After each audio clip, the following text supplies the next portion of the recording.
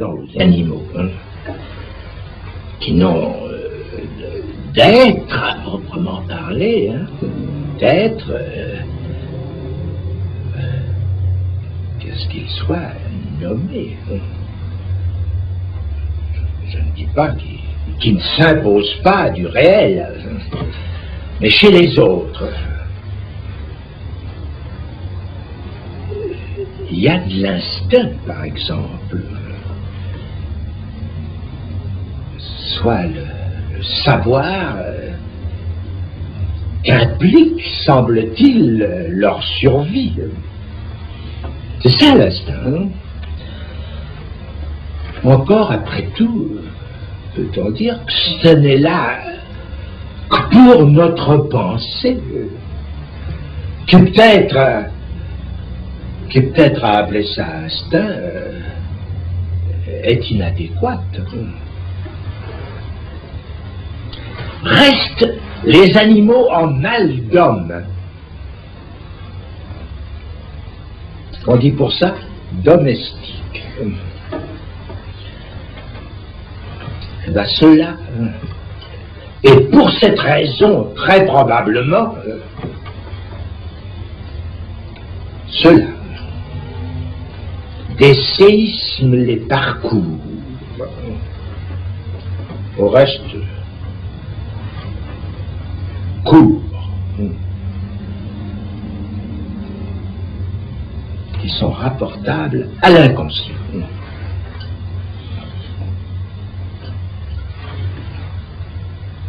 Approchons. L'inconscient, ça parle. Ce qui fait dépendre du langage.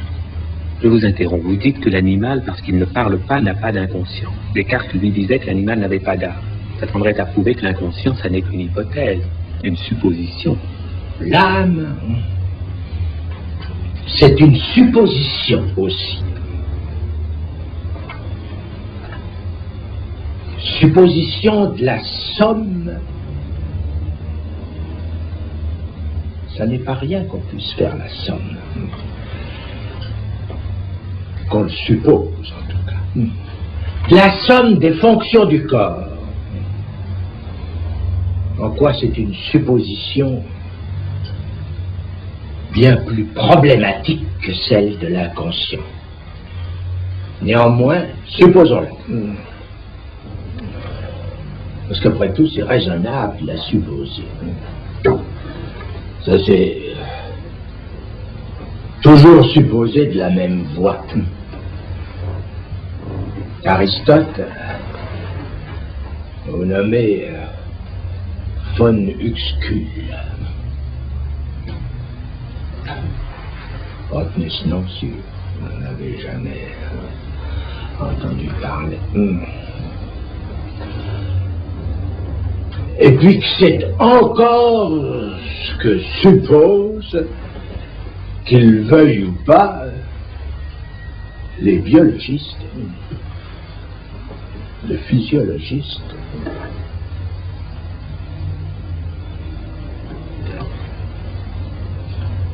Donc l'âme est là.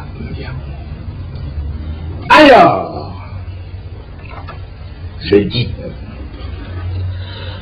que le sujet de l'inconscient ne touche à l'âme que par le corps. Et ce qui est plus raide, d'y introduire, je dis par le corps, la pensée. En quoi cette fois, je contredis Aristote. L'homme ne pense pas avec son âme, comme il l'imagine, là, le philosophe, hein, comme il l'imagine. Il n'y a qu'à le lire pour s'en apercevoir. Hein. L'homme pense de ce qu'une structure découpe son corps et en rondelles qui n'ont rien à faire avec l'anatomie.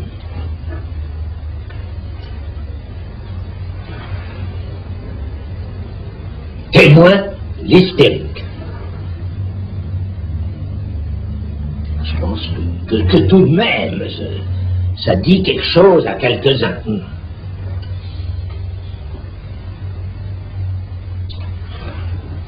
Cette cisaille, certes, vient aussi à l'âme. C'est en manière de conséquence. Ça vient à l'âme avec dont j'espère que quand même quelques-uns ont quelque idée, à savoir le symptôme obsessionnel. Ça, c'est quand même là qu'on voit bien la différence entre la pensée et l'âme, parce que l'âme de cette pensée, on ne peut pas dire qu'elle n'en soit pas embarrassée, enfin, pas comme un poisson d'une pomme. Hein. On ne peut pas dire qu'elle sache qu'en faire. D'où il résulte. Ce qui est stupéfiant, enfin, qu'il a fallu attendre pour le dire, ce que tout le monde sait en somme déjà, n'est-ce pas? La pensée est disharmonique quant à l'âme. Et le fameux nous des Grecs, peut-être là quand même des professeurs qui m'entendent. Le nous grec est le mythe d'une complaisance de la pensée à l'âme. C'est bien ce qui se voit dans la théorie de la théoria de Aristote, n'est-ce pas? D'une complaisance qui serait conforme au monde Umwelt, pour s'exprimer comme le phonuxcule dont je vous parlais tout à l'heure, au monde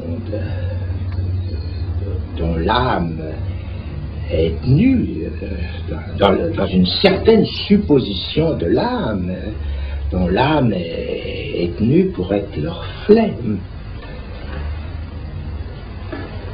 Alors que ce monde, je le dis, n'est que le fantasme qui se soutient d'un certain type de pensée.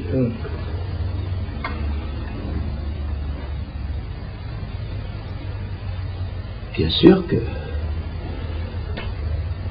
c'est une réalité.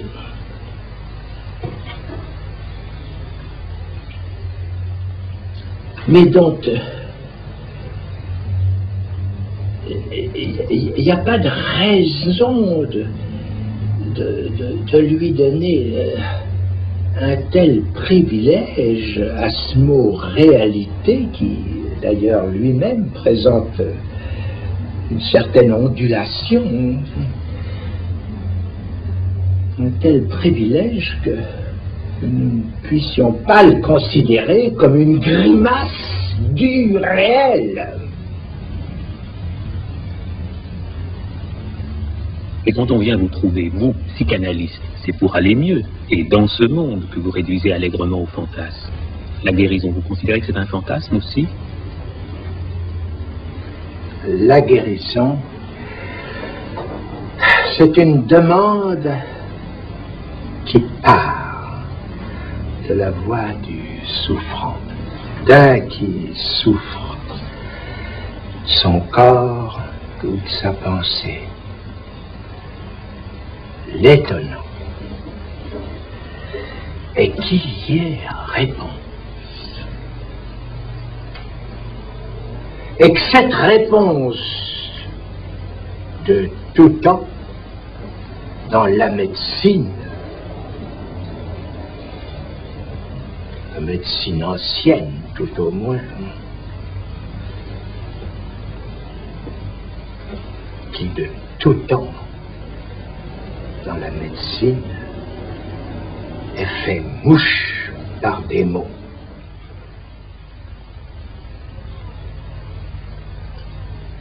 Comment était-ce avant que fut repéré l'inconscient? Ben, c'était pareil. La médecine faisait mouche. Dans une grande part de son champ, avec des mots, ce qui prouve qu'une pratique n'a pas besoin d'être éclairée pour opérer. Soit.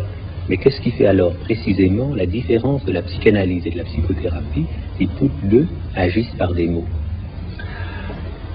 C'est en effet une question à laquelle il faut répondre.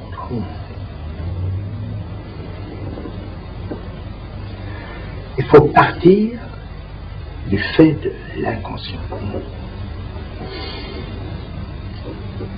Dans la mesure où l'inconscient y est intéressé,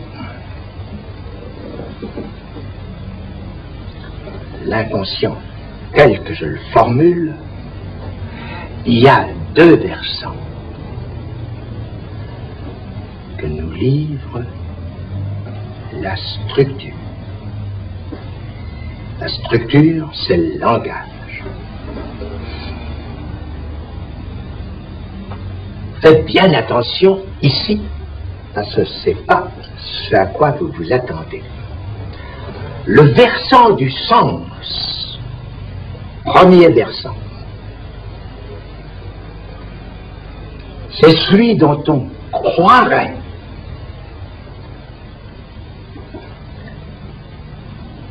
que c'est le versant de l'analyse.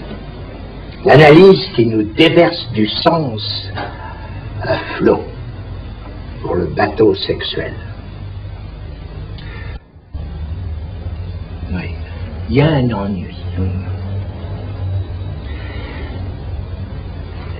C'est que ce qui frappe,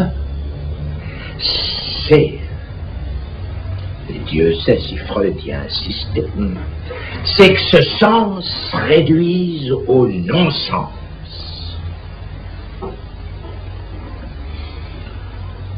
Au non-sens du rapport sexuel, lequel est épatant et toujours dans rien d'autre que les dits de l'amour. Tout ce qui se dit là, on ne sait jamais si c'est pas du déconnage. C'en est épatant au point d'en être hurlant. C'est ce qui donne une haute idée de l'humaine pensée.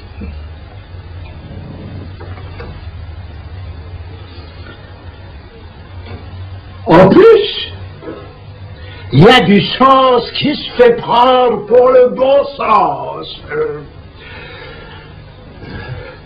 Et par-dessus le marché, pour le sens commun. C'est le sommet du comique. Ceci près, tout de même, que le comique ne va pas sans le savoir sensible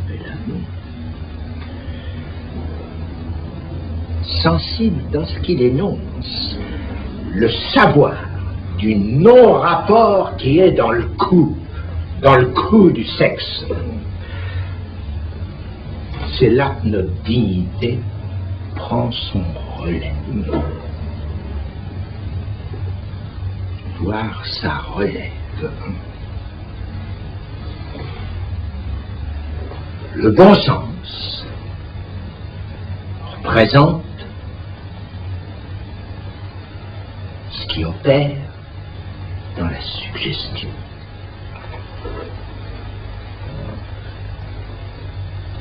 La comédie représente le rire. Est-ce à dire qu'il suffise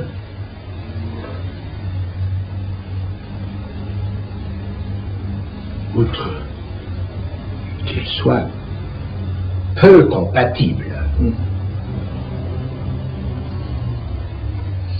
c'est là que la psychothérapie, quelle qu'elle soit, tourne court. Non qu'elle n'exerce pas quelque bien, mais temporaire, et qui ramène au pire.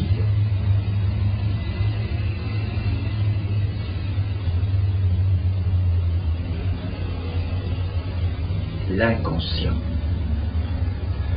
Soit quoi? L'insistance dont se manifeste le désir.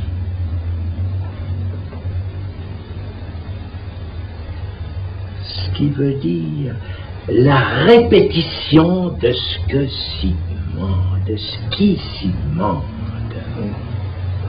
L'inconscient nous rappelle qu'au versant du sens, conclure, l'étude du langage oppose le versant du signe.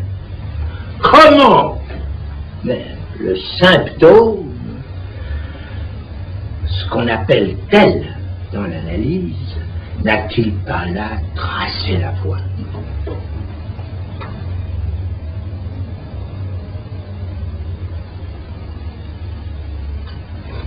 Comment a-t-il fallu Freud pour simplement d'être docile à l'hystérique, il en vienne à lire les rêves, les lapsus, voire les mots d'esprit, comme on déchiffre un message chiffré. Ce que vous venez de dire, lire les rêves, les lapsus et les mots d'esprit comme on déchiffre un message chiffré, c'est Freud qui dit ça ou Lacan? Allez au texte de Freud, réparti dans 3 livres, qui s'appellent La science des rêves, La psychopathologie de la vie quotidienne, et ce qu'on a traduit le mot d'esprit, le Witz. Vous y lirez.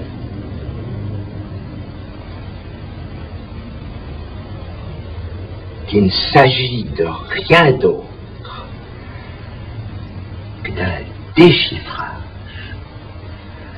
de dimensions signifiantes pures. À savoir qu'on commence toujours, parce que par le fait d'un de ces phénomènes, je parle des rêves, de lapsus, des mots d'esprit, naïvement d'articuler. Articuler, ça veut simplement dire verbaliser. Naïvement, verbaliser selon la logique vulgaire, l'emploi de la langue reçue. Et puis après, c'est à progresser dans un tissu d'équivoques, de métaphores, de métonymie, que Freud évoque une substance, un mythe fluidique qu'il intitule la libido. Mais ce qu'il opère réellement là, sous nos yeux fixés au texte, c'est une traduction dont se démontre que la jouissance que Freud suppose au terme de processus primaire, c'est dans les défilés logiques où il nous mène avec tant d'art qu'elle consiste. C'est ce qui permet à Freud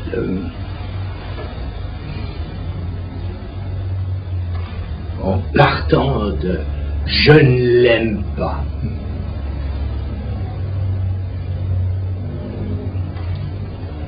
et en lui donnant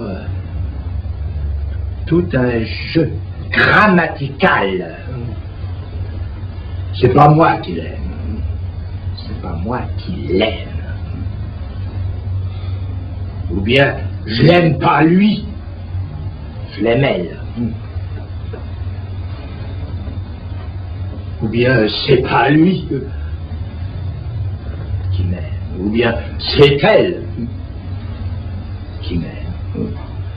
Ajoutez l'inversion d'aimer en haïr. Ben c'est par là que passe Freud. Pour toute une répercussion qui va très loin dans la série que je viens de nommer, névrose, perversion ou psychose. Pour répéter, dimension signifiante, défilé logique, jeu grammatical, n'est-ce pas enfin éliminer de la découverte de Freud la sexualité, tout simplement? Ce que Freud découvre dans l'inconscient n'est tout à l'heure plus qu'invité à ce qu'on aille le voir dans ses écrits, si je dis juste. C'est bien autre chose que de s'apercevoir qu'en gros, on peut donner un sens sexuel à tout ce qu'on sait, parce que ça s'est fait depuis toujours. C'est même là-dessus que le mot connaître prête à la métaphore bien connue. Et c'est ce que Jung a cru que Freud annonçait. C'est une erreur. C'est le réel qui permet de dénouer effectivement ce dont le symptôme consiste, à savoir un nœud de signifiant. Noué et dénoué n'étant pas ici des métaphores, mais bien à prendre comme ces nœuds qui se construisent réellement à faire chaîne de la matière signifiante. Car ces chaînes n'ont pas de sens, mais du jouissance à écrire comme vous voulez, conformément à l'époque qui fait la loi du signifiant. Je pense avoir donné une autre portée que ce qui traîne de confusion courante au recours qualifié qu'est la psychanalyse.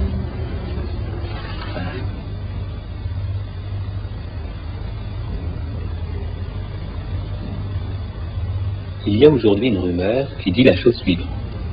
Si on jouit si mal, c'est qu'il y a répression sur le sexe. Et on ajoute, c'est la faute premièrement à la famille, deuxièmement à la société et particulièrement au capitalisme.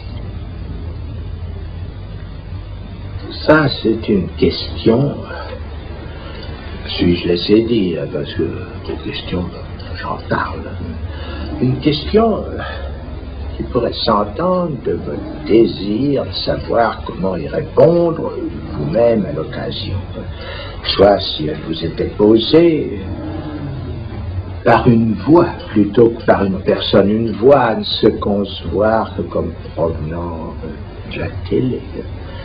Une voix qui n'existe pas, seule ne rien dire. La voix pourtant au nom de quoi, moi, je fais exister cette réponse qui est interprétation. À le dire crûment, vous savez, j'ai réponse à tout. Voyez dans quoi vous me prêtez la question. Vous vous fiez au proverbe qu'on ne prête qu'aux riches. Avec raison. Qui ne sait que c'est du discours analytique que j'ai fait fortune. En quoi je suis un self-made man. Il y en a eu d'autres, mais pas de nos jours.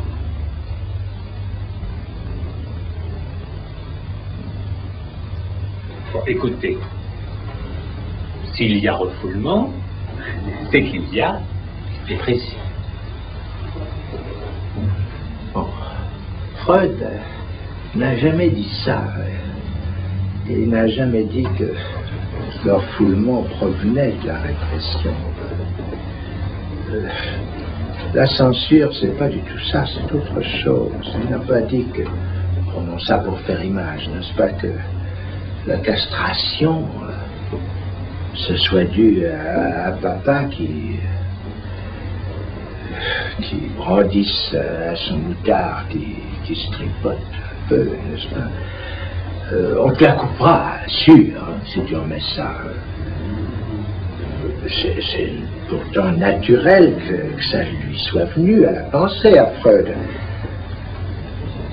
Mais il n'a fait qu'en partir pour l'expérience à entendre de ce qu'il a défini dans le discours analytique. Je dirais même qu'à mesure qu'il y avançait, il penchait plus vers l'idée que le refoulement était premier. C'est dans l'ensemble la bascule heureuse, celle-là de la seconde topique. La gourmandise dont il dénote le surmoi est structurale. Non pas effet de la civilisation, mais malaise, symptôme dans la civilisation. De sorte qu'il y a lieu de revenir sur l'épreuve à partir de ce que ce soit le refoulement qui produise la répression. Si je comprends bien ce que vous dites, ça veut dire que la famille et la société elle-même sont pour vous des effets du refoulement? Oui. Pourquoi ne serait pas la famille et la société des effets acidifiés du refoulement? Pourquoi pas? La société et la famille, chez l'aide parlant, ça me paraît pas du tout frappant que ça ressemble aux autres sociétés d'autres animaux. Ça se pourrait bien de ceci qui fait sont spécifiques à ce tête parlant que l'inconscient existe, ce motif de la structure, soit du langage. Freud élimine si peu cette solution que, après tout, c'est pour en trancher qu'il s'acharne sur le cas de l'homme au loup, à qui ça ne réussit pas mieux pour ça. C'est un ratage du cas, mais en somme de peu, auprès de sa réussite, celle d'établir le réel des faits. L'ennui, c'est que ce réel, ça ne s'établit pas d'un seul cas. Et même dans ce cas, ça reste énigmatique.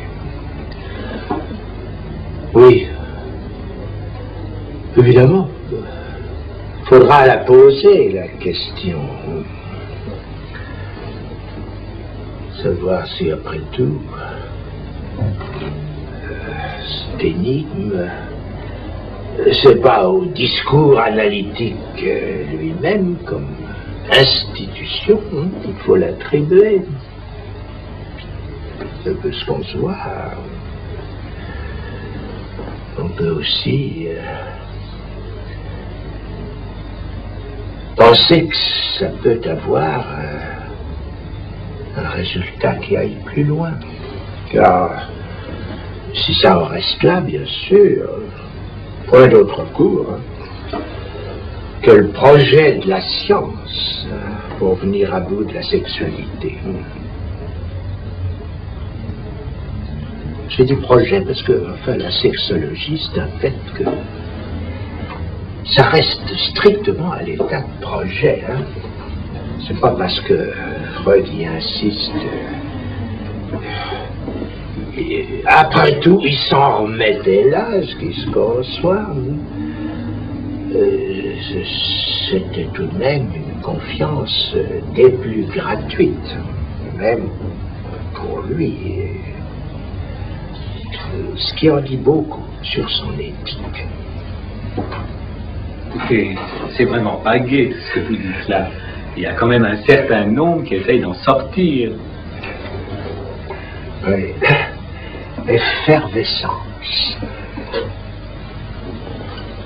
Ou pourquoi pas le discours analytique peut n'être pas pour rien. Oui. C'est pas ça qui lèvera ce que le discours analytique de la même veine atteste de ce que je peux bien appeler une malédiction. Et sur le sexe, Freud lui-même, quelque part dans le malaise de la civilisation, la pointe. Si j'ai parlé d'ennui, voire de morosité à propos de la mort, qui vint de l'amour, comment méconnaître ces deux affects se dénoncent et clairement en propos et en acte chez jeunes qu'après tout, pourquoi pas, je vois pas d'inconvénient qui se vouent à des rapports sans répression. Je trouve même que c'est fort, hein, que les analystes dont en somme ils se motivent, leur reposent bouche pincée. Oui, pour répondre à ce que vous dites de la famille, même si les souvenirs de la répression familiale n'étaient pas vrais, il faudrait les inventer. On n'y manque pas. C'est même ça le mythe, la tentative de donner forme épique à ce qui s'opère de la structure. L'impasse sexuelle secrète les fictions qui rationalisent l'impossible qu'elle démontre. Je ne les dis pas imaginer. Les fictions dont il s'agit, j'y lis comme Freud, je le souligne, l'invitation à trouver le réel qui en répond. L'ordre familial, en somme, ne fait que traduire, quoi que le père n'est pas le géniteur. Et quoi encore? Que la mère reste contaminée, la femme à jamais pour le petit homme. Le reste s'ensuit. C'est pas du tout que j'apprécie le goût de l'ordre hein, qu'il y a chez ce petit. J'en entends des échos personnellement, ça m'ira. Personnellement, j'ai horreur de l'anarchie. Voilà ce qui jacte. Comme si le propre de l'ordre, là où il y en a le moindre, c'est qu'on n'a pas à le goûter puisqu'il est établi. C'est arrivé déjà, ça, quelque part. Par bonheur, dirais-je, et cette heure, bon, tout juste à démontrer que ça y va mal, même pour l'ébauche d'une liberté. C'est le capitalisme remis en ordre. Et à partir de là, autant pour le sexe, puisqu'en effet, le capitalisme, ça, il faut le dire, c'est de là qu'il est parti de le mettre au rencard.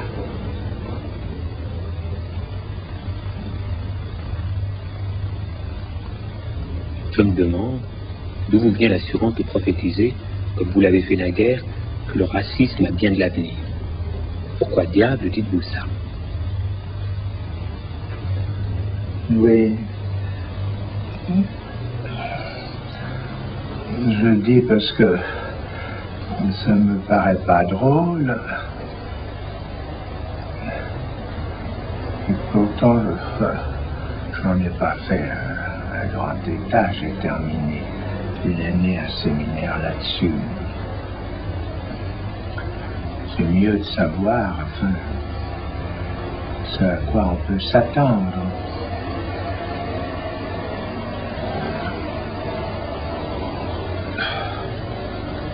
C'était comme ça, en guise d'adieu, que je l'ai dit à la fin d'un de mes séminaires. Histoire que les gens soient avertis.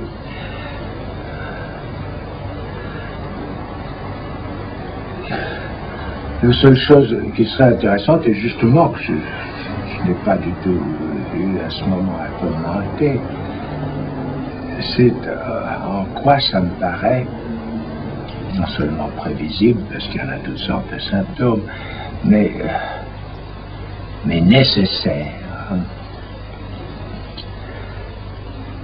C'est nécessaire du fait de ce que j'appelle, ou ce que j'essaie de faire sentir, de l'égarement de notre jouissance.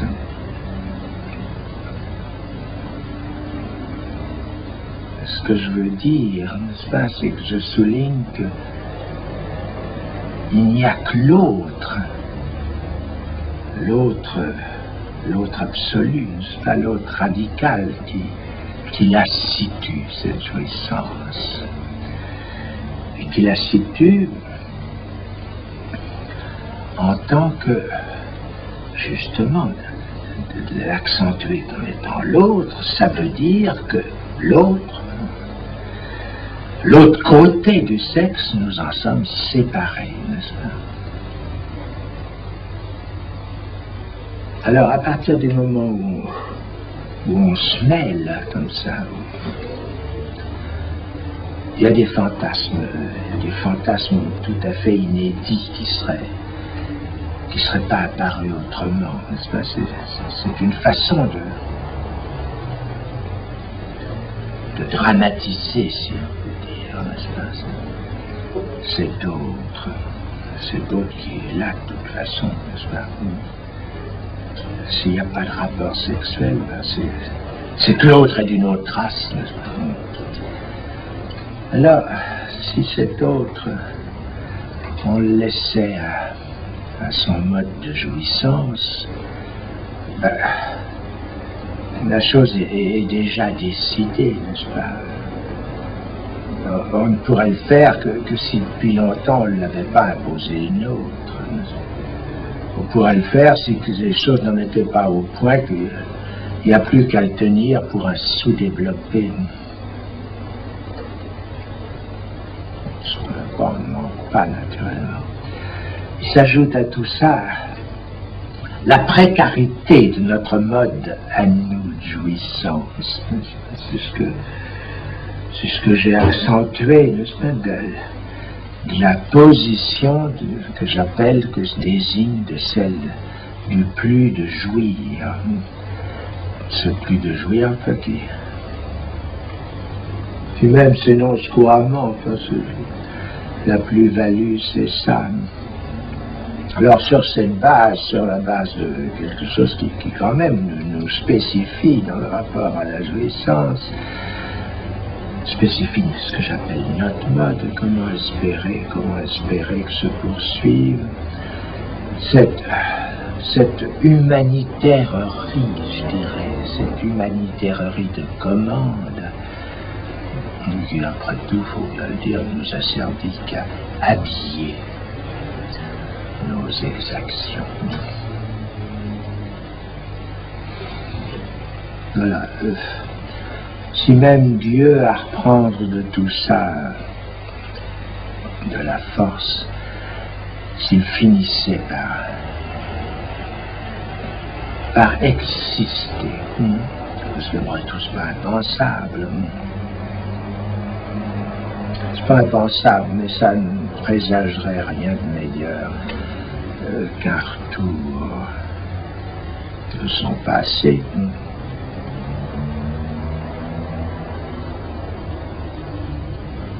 D'un passé, en fin de compte, plutôt funeste.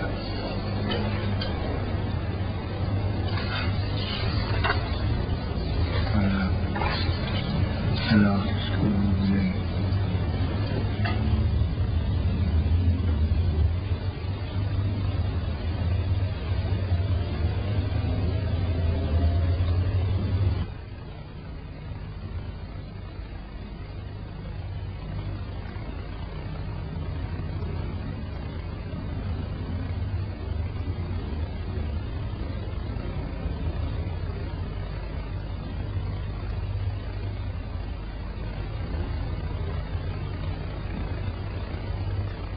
Vous dites, l'inconscient, ça parle. Ça implique, si je vous comprends bien, qu'on l'écoute. Mais est-ce qu'on l'écoutait avant que Freud n'invente la psychanalyse? À mon sens, oui, je vais jusque-là.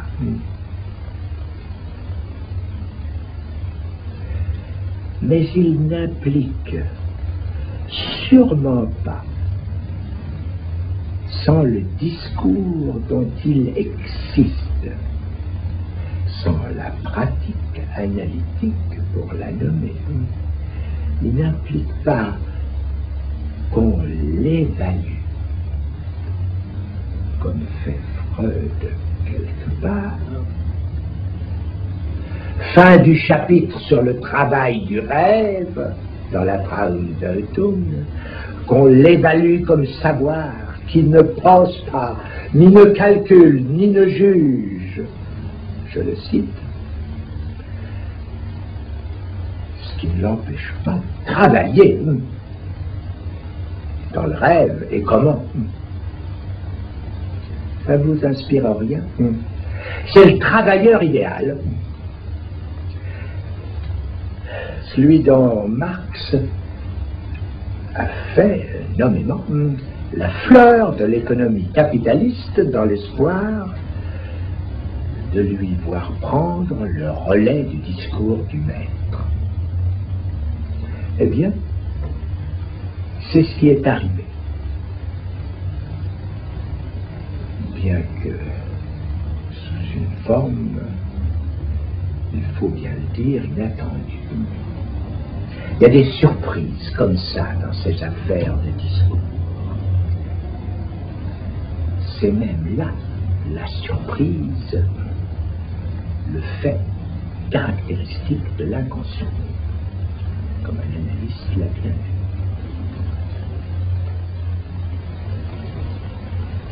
Qu'est-ce que vous entendez par discours analytique? Le discours que je dis analytique, c'est le lien social déterminé par la pratique d'une analyse. Et il faut, c'est là ce que j'apporte, il vaut d'être porté à la hauteur des plus fondamentaux parmi les liens qui restent pour nous en activité.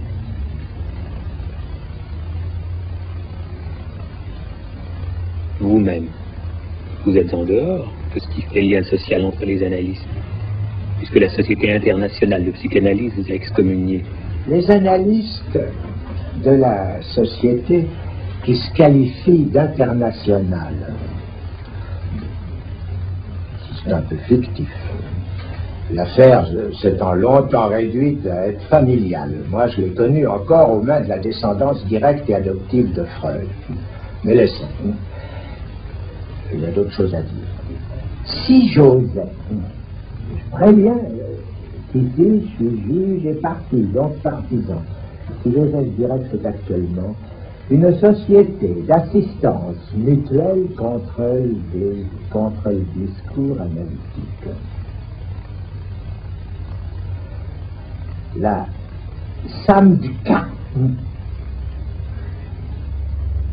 comme ça peut se dire, un sacré Samdika. C'est à cause d'elle que je ne parlerai jamais sous le titre des noms du père. Mais une affaire personnelle. Ces analystes ne veulent donc rien savoir du discours qui les conditionne. Ça ne les en exclut pas pour autant.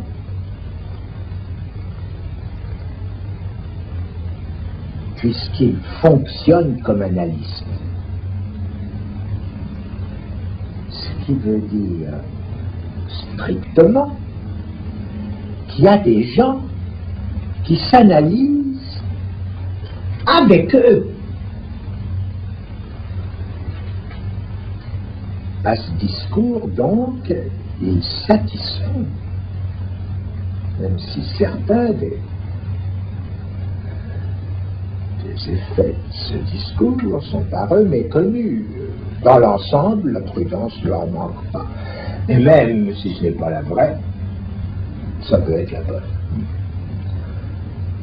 Au reste, c'est pour eux qu'il y a des risques.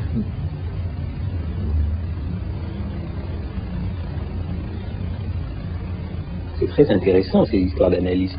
Mais les psychologues, les psychothérapeutes, les psychiatres, eux, c'est à la base, à la dure, qu'ils se coltinent toute la misère du monde. Et l'analyste pendant ce temps. Il est certain que scoltiner la misère, comme vous dites,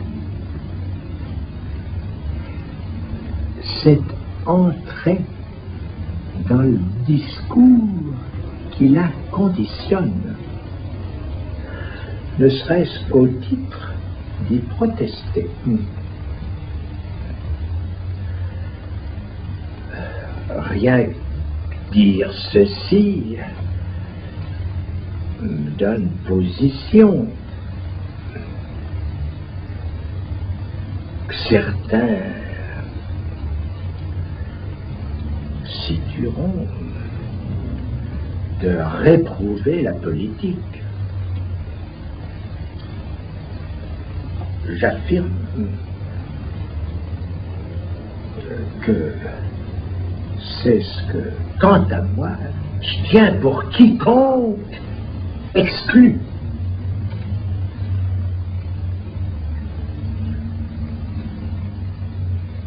Mais revenons-y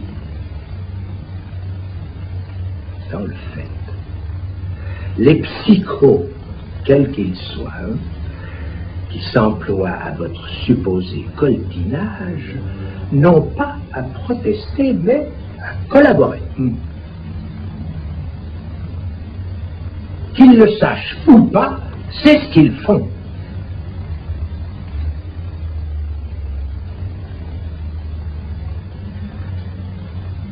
C'est bien commode. Me fais-je à moi-même rétorsion facilement. Bien commode cette idée de discours pour réduire le jugement à ce qu'il détermine.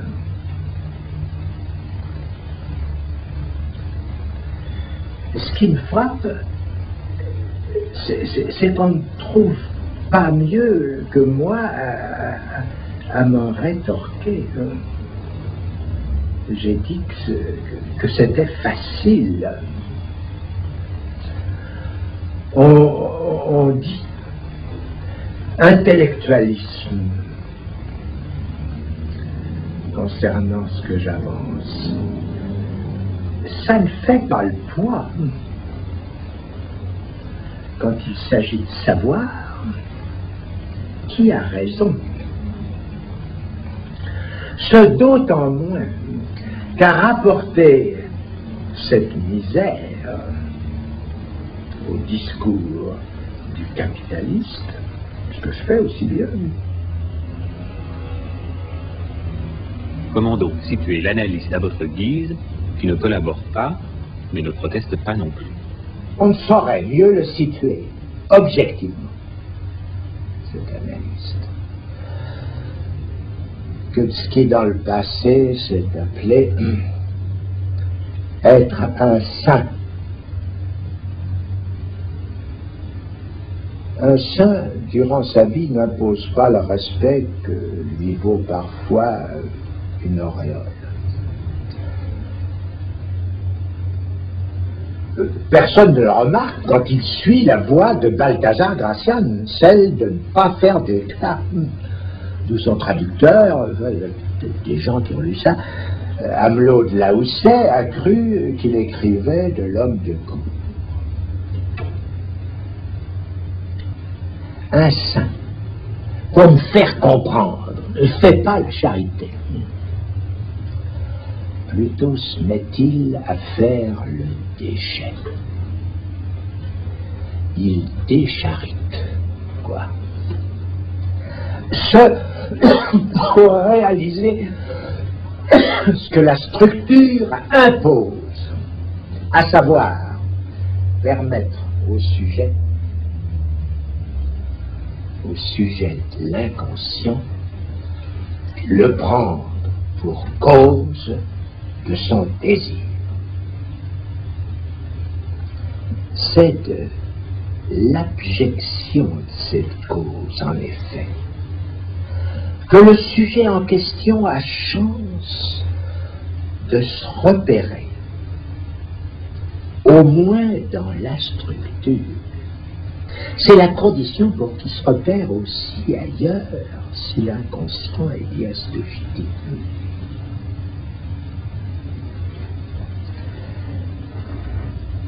Et supporter cette abjection pour le saint, c'est pas drôle. Hein?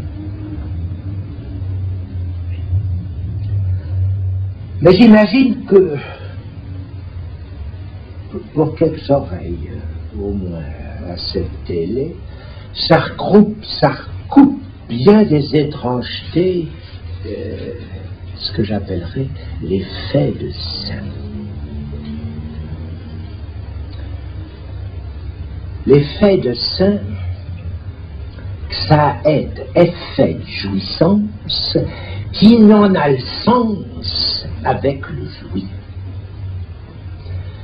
Il n'y a que le saint qui reste sec, macache pour lui. C'est même ce qui épate le plus dans l'affaire. Épate ceux qui s'en approchent et ne s'y trompent pas. Le saint est le rebut de la jouissance.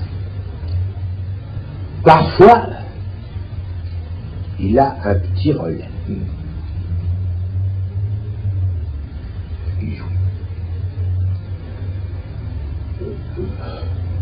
Il ne s'en contente pas pour autant plus que tout le monde. Il n'opère plus pendant ce temps-là. Il n'y a que les petits malins qu'ils guettent alors pour en tirer des conséquences à se regonfler eux-mêmes. Mais le saint s'en fout. Autant que ceux qui dans ce relais voient sa récompense, ce qui est à se tordre. Puisque de se foutre de la justice distributive, c'est de là que le plus souvent il est parti. À la vérité, le saint ne se croit pas de mérite, ce qui ne veut pas dire qu'il n'ait pas de morale. Le seul ennui pour les autres, c'est qu'on ne voit pas où ça le conduit. Moi, je cogite. Je cogite éperdument pour qu'il y en ait de nouveaux comme ça. C'est sans doute de ne pas moi-même y atteindre. Plus on est de saints, plus on rit. C'est mon principe. Ça pourrait être la sortie du discours capitaliste, mais ça ne constituera pas un progrès si ça ne se passe que pour certains.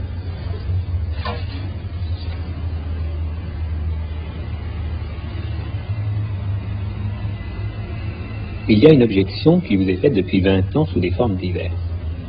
Vous dites, l'inconscient ça parle. Et de ce qui ne parle pas, qu'est-ce que vous en faites? Qu'est-ce que vous faites des émotions, des affects, par exemple? Oui.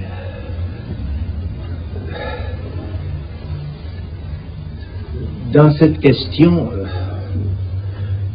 vous imitez, enfin, vous reprenez les gestes avec lesquels on fait un air de patrimoine dans la Sancta. Parce que, vous le savez, enfin, au moins à Paris, dans la Sancta, les éléments dont on se sustente proviennent tout de même de mon enseignement. Ils filtrent de partout. C'est un vent qui fait bise quand ça souffle trop fort. Alors,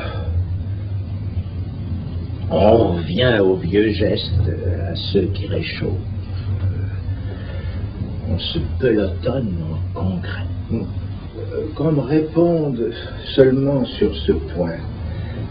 Un affect, ça regarde-t-il le corps? Une décharge d'adrénaline du corps ou pas? Que ça en dérange les fonctions, c'est vrai. Mais en quoi ça vient-il de l'âme? C'est de la pensée que ça décharge. Alors, ce qui est à peser, c'est si mon idée que l'inconscient est structuré comme un langage permet de vérifier plus sérieusement l'affect que celle qui s'exprime de ce que, en somme, ce soit un remue-ménage dont se produit un meilleur arrangement, car c'est ça qu'on m'oppose.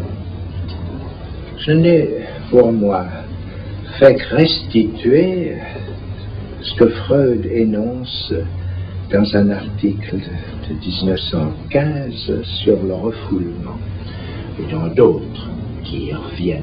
C'est que l'affect est déplacé. Comment se jugerait ce déplacement si ce n'est par le sujet? Je suppose qu'il ne vienne là pas mieux, d'ailleurs, dans Freud, que de la représentation. C'est pas le meilleur de ce qu'il aurait pu dire. Mais ça, je l'explique de sa bande, comme pour lui l'épingler, puisqu'aussi bien, je dois reconnaître que j'ai affaire à toujours la même.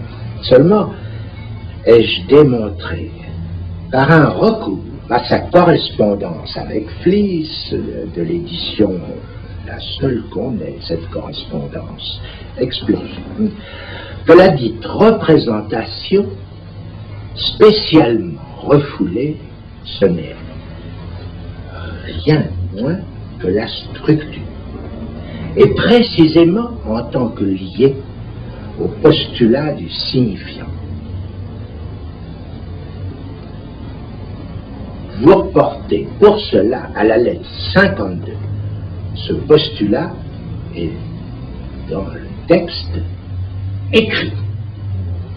L'affect, comme je le considère, c'est une interférence de l'inconscient en tant que lui-même. Et ce nœud de savoir que j'avance quand je dis l'inconscient est structuré comme un langage, c'est différent de se prosterner devant une palpitation de l'âme. Ce n'est pas pareil. Reconsidérer l'affect à partir de mes dires reconduit en tout cas à ce qui s'en est dit dessus. La simple résection des passions de l'âme, comme c'est le terme de saint Thomas, plus juste que ce mot vague, bien médical. La résection depuis Platon de ces passions selon le corps, tête, cœur, voire comme il dit, pour ce qui est plus bas, et curieusement d'ailleurs, épithumia, ce qui semble impliquer surcœur. Cette réception ne témoigne-t-elle pas déjà de ce qu'il faille pour leur abord en passer par le corps, lequel, je dis, est affecté par la structure? La tristesse, par exemple, on la qualifie de dépression, à lui donner l'âme pour support. La tension psychologique, par exemple, du philosophe Pierre Janet. Mais ça n'est pas un état d'âme. C'est simplement une faute morale, comme s'exprime Dante, voire Spinoza, un péché. Ce qui veut dire une lâcheté morale qui ne se situe en dernier sort que de la pensée, soit du devoir de bien dire ou de s'y retrouver dans l'inconscient, dans la structure. D'ailleurs, ce qui s'ensuit, pour peu que cette lâcheté d'être rejet de l'inconscient aille à la psychose, c'est ce que je définis, du retour dans le réel de ce qui est rejeté, du langage dans l'occasion, et c'est l'excitation maniaque par quoi ce retour se fait mortel. À l'opposé de la tristesse, ce qu'il y a, c'est le gai savoir, lequel est, lui, une vertu. Une vertu, d'ailleurs, n'absout personne du péché originel, comme chacun sait. La vertu que je désigne du gai savoir en est l'exemple de manifester en quoi elle consiste, non pas comprendre, piquer dans le sens, mais le raser d'aussi près qu'il se peut, sans qu'il fasse lutte pour cette vertu.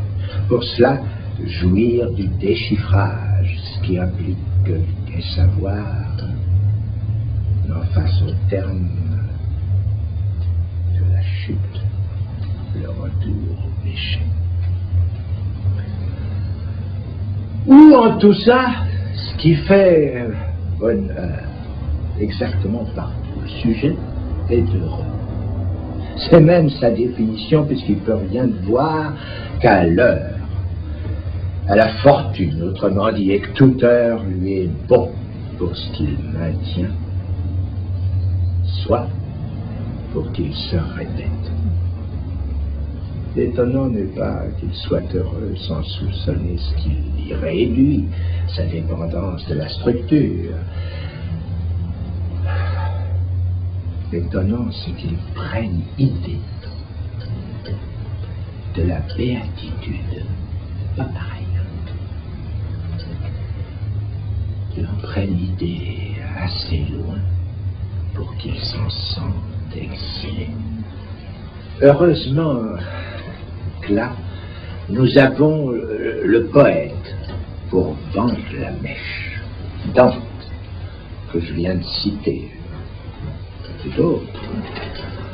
Or, ces roulures qui font cagnotte au classicisme. Un regard, celui de Béatrice, soit 3 fois rien, un battement de paupières, et le déchet exquis qui en résulte. Et voilà surgit l'autre. L'autre que nous devons identifier à sa jouissance, à elle. Celle que lui Dante ne peut satisfaire, puisque d'elle il ne peut avoir que ce regard, que cet objet, mais dont il nous énonce que Dieu la comble, c'est même de sa bouche à elle qu'il nous provoque à en recevoir l'assurance. Paradiso. À quoi répond en nous ennui. Mots dont à faire danser les lettres comme au cinématographe jusqu'à ce qu'elles se replacent sur une ligne. J'ai recomposé le terme unien, dont je désigne l'identification de l'autre à l'un. Je dis l'un mystique, dont l'autre comique, dirais-je, parce que Dante en est un, la preuve, enfin, la divine comédie. L'autre comique a fait éminence ailleurs, dans le banquet de Platon. Aristophane, pour le nommer, nous donne l'équivalent cru dans la bête à deux dos, dont il impute à Jupiter, qui n'en peut mettre, la dissection. Ça c'est bien. J'ai dit que ça ne se fait pas. On ne remet pas le père réel dans de telles inconvenances. Reste que Freud y chouette aussi, car ce qu'il impute à l'Éros en tant qu'il l'oppose à Thanatos. Comme principe de la vie, c'est d'unir, comme si, à part une brève coïtération, on n'avait jamais vu deux corps s'unir en un. Ainsi, l'affect vient-il un corps dont le propre serait d'habiter le langage. Je me jette ici de plumes qui sont mieux que les miennes. Heidegger pour le nommer. L'affect, dis-je, de ne pas trouver de logement, pas de son goût tout au moins. On appelle ça la morosité, la mauvaise humeur aussi. Est-ce un péché, ça? Un grain de folie ou une vraie touche du réel? Pose la question. Mais vous voyez que l'affect, ils auraient mieux fait, les Samhita, pour le moduler, prendre mon crainte. Ça les aurait menés plus loin que le tailler au cornet.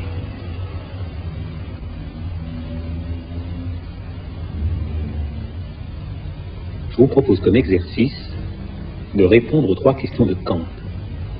Et d'abord, que puis-je savoir? Alors là, la réponse, c'est simple. C'est ce que je passe mon temps à énoncer. Rien qui n'est la structure du langage, en tout cas. Ça répète Kant. Ça ne le répète justement pas, malgré la référence à la logique, ça ne le répète qu'à ceci près, qu'il y a eu la découverte des faits de l'inconscient. Le sujet de l'inconscient, lui, embraye sur le corps. Faut-il que je revienne sur ce qui se situe véritablement que d'un discours, soit ce dont l'artifice fait tout le concret. Mais c'est inconcret, il convient. Quoi de là peut se dire du savoir qui existe pour nous dans l'inconscient, mais qu'un discours seul articule? Quoi peut se dire dont le réel nous vienne par ce discours? Ainsi se traduit votre question dans mon contexte. C'est-à-dire qu'elle peut paraître folle. Est-ce que, oui ou non, vous pouvez enseigner ce que le discours analytique vous apprend sur le rapport des sexes. Peut-on dire, par exemple, que si l'homme veut la femme, il ne l'atteint qu'à échouer dans le champ de la perversion? C'est pourtant ce qui se formule de l'expérience instituée du discours psychanalytique. Et si ça se vérifie, est-ce enseignable à tout le monde, c'est-à-dire scientifique, puisque la science, c'est comme ça, elle s'est frayé la voie de partir de ce postulat.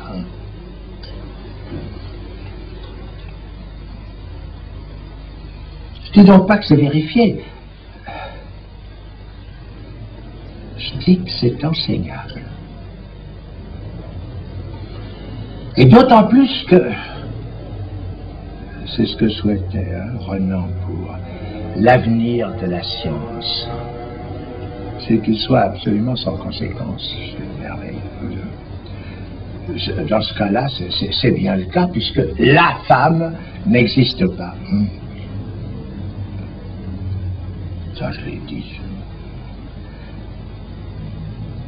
Mais qu'elle n'existe pas n'exclut pas qu'on en fasse l'objet de son désir, bien au contraire. D'où le résultat. Moyennant quoi, l'homme, lui, il existe. L'homme à se tromper rencontre une femme avec laquelle, mon Dieu, tout arrive. Soit d'ordinaire, se rattache en quoi consiste la réussite de l'acte sexuel. Les acteurs en sont capables des plus hauts faits, comme on le sait dans le théâtre. Le noble, le tragique, le comique, le bouffon, pointez ça comme vous voudrez, mais ça fait une courbe de Gauss.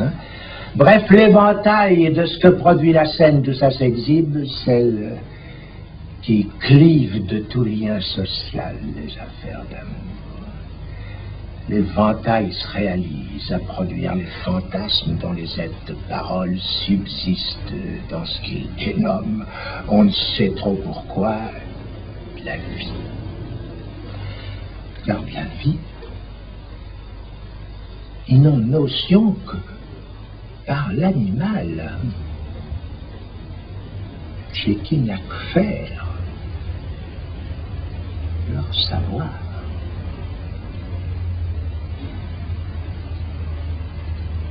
La femme n'existe pas. L'homme, lui, existe. On ne peut pas dire que ça rende la vie facile, ni que ce soit simple à comprendre. Oui. Je regrette que en effet, ça paraisse un petit peu compliqué, mais j'y peux rien. C'est pas moi qui ai fait ni l'homme ni la femme. Enfin, un autre s'en est chargé, enfin, d'après la légende, n'est-ce pas? Bon. Alors, posons d'abord cet axiome, non que l'homme n'existe pas, ça c'est le cas de la femme, mais qu'une femme ne peut que se l'interdire. Je parle de l'homme. Et ça, pas de ce que ça soit l'autre, parce que l'autre, ses mœurs, nous n'en savons rien, n'est-ce pas? Mais de ce qu'il n'y a pas de l'autre, il n'y a pas l'autre de l'autre.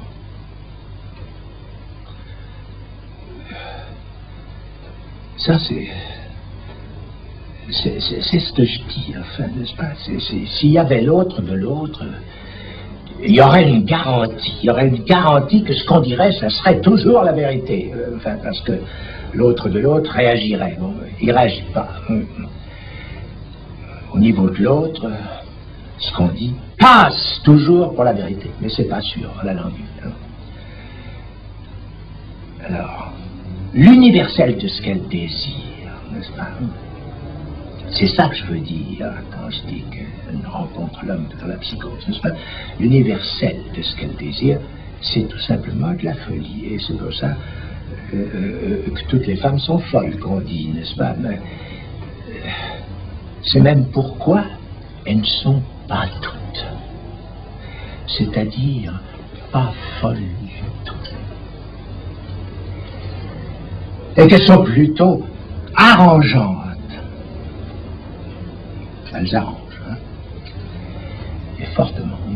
C'est même au point qu'il n'y a pas de limite aux concessions que chacune fait pour un homme. Son corps, son âme, ses biens. Simplement, elle en peut, mais pour ces fantasmes dont il est moins facile de répondre. Elle se prête plutôt à la perversion que je tiens, celle de l'homme. Et c'est ce qui l'a conduit à la mascarade qu'on sait, et qui n'est pas du tout le mensonge que des ingrats de coller à l'homme lui impute. C'est là tout hasard de se préparer pour que le fantasme de l'homme en elle trouve son heure de vérité. C'est pas excessif, hein, puisque la vérité est fan déjà de n'être pas toute à se dire, en tout cas.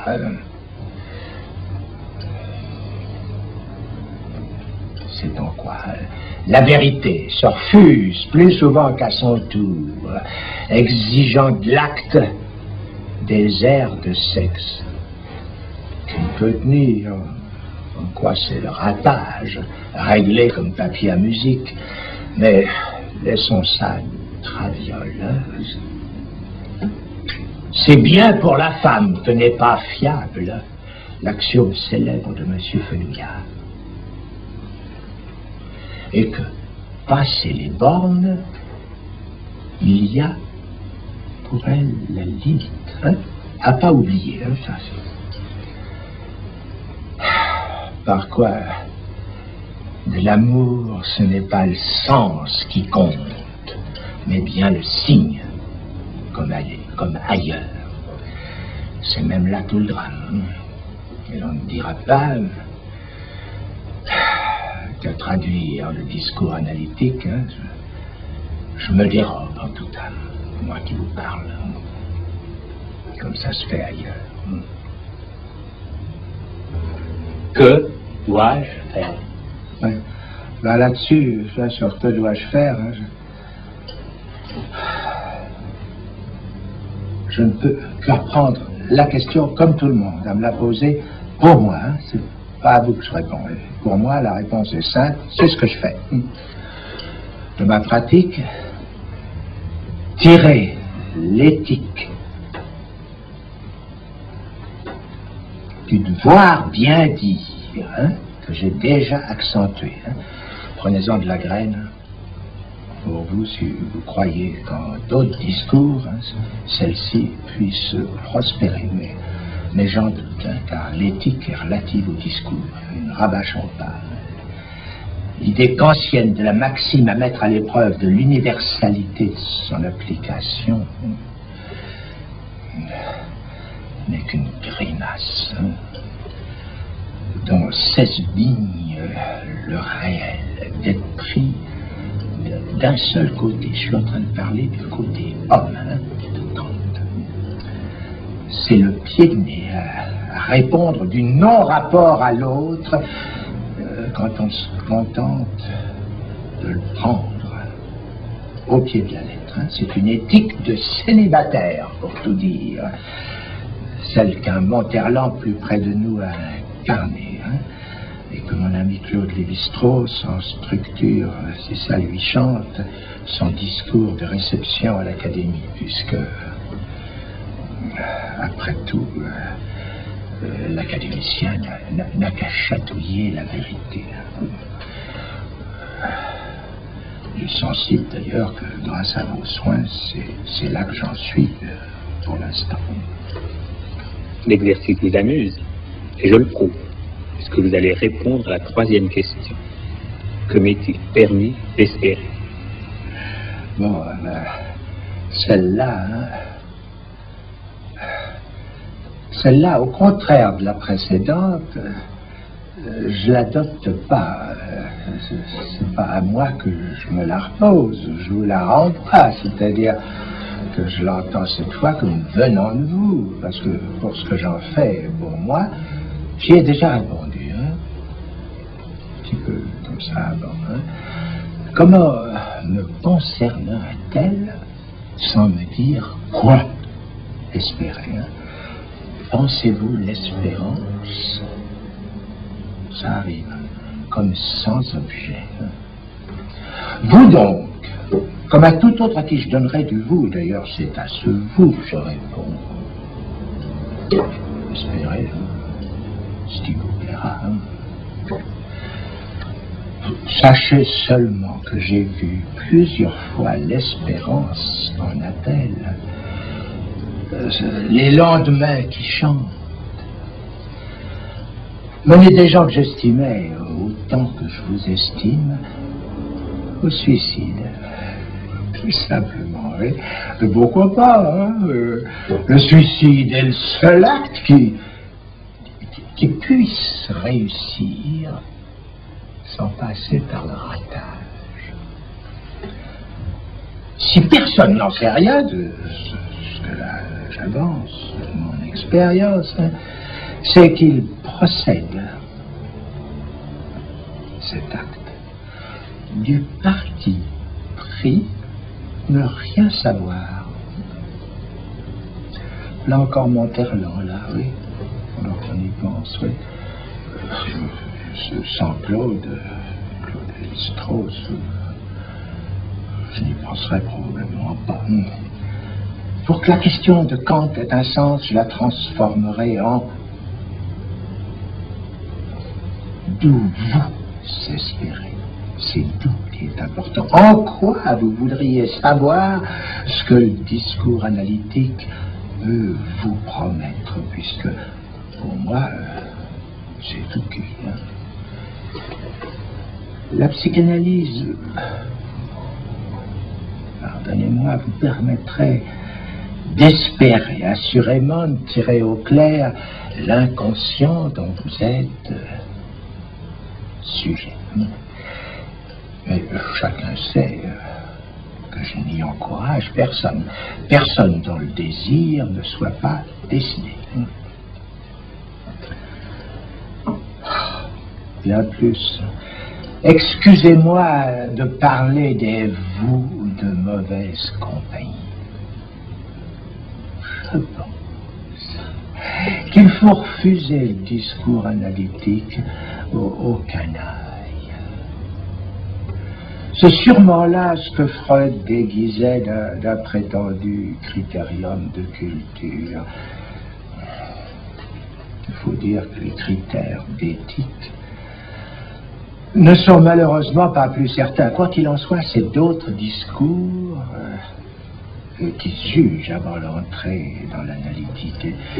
Et si j'ose articuler que l'analyse doit se refuser aux canailles, c'est que les canailles, ça les rend bêtes. C'est certes une amélioration, hein, mais sans espoir. Pour reprendre votre terme.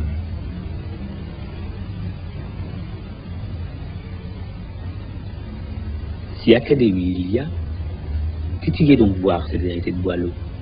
Ce que l'on conçoit bien s'énonce clairement. Votre style, etc. Ouais. Alors, si je vous réponds du tac au tac, je vous dis quoi, hein? Il suffit de 10 ans pour que ce que j'ai écrit,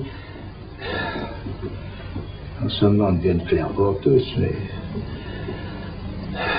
qu'on vienne me dire comme ça, qu'on l'a prise pour guide. J'ai vu ça pour ma thèse, ou pourtant, peut-être pour ça que je ne l'ai pas encore réédité, ou pourtant mon style n'était pas encore cristallin. C'est un fait. d'expérience. Hein. Néanmoins, pour la suite, ça serait vous renvoyer au Calandre. Alors, je vous réponds. Hein. Je rétablis que ce qui s'énonce bien, l'on, cher, l'on le conçoit clairement. Hein.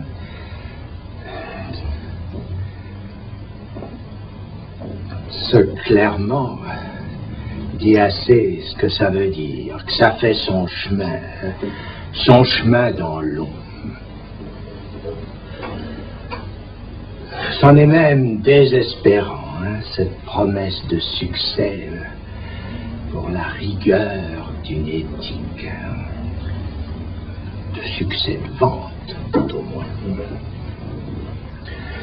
Ça nous ferait sentir le prix de la névrose, par quoi se maintient ce que Freud nous rappelle, que ce n'est pas le mal, hein, mais le bien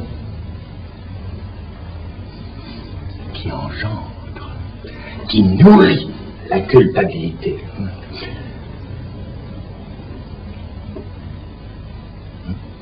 Ça casse la tête, hein, tout ça.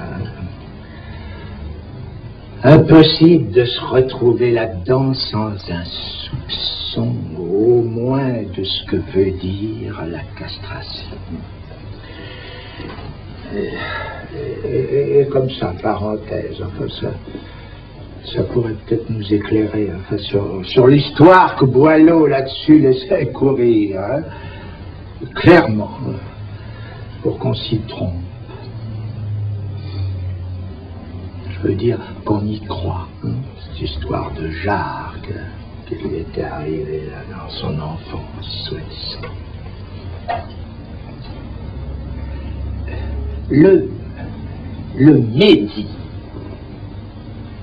M-E-D-I-T, hein, installé dans son ocre réputé. Il n'est pas de degré du Médi encroupi. Ça, c'est de Boileau. Hein. Alors, ce Médi, n'est-ce pas, que je viens de remettre en place, tout de même, j'ai peine à l'attribuer à l'auteur du vers, enfin celui que je viens de citer, du vers qui humorise si bien ce mot Médi.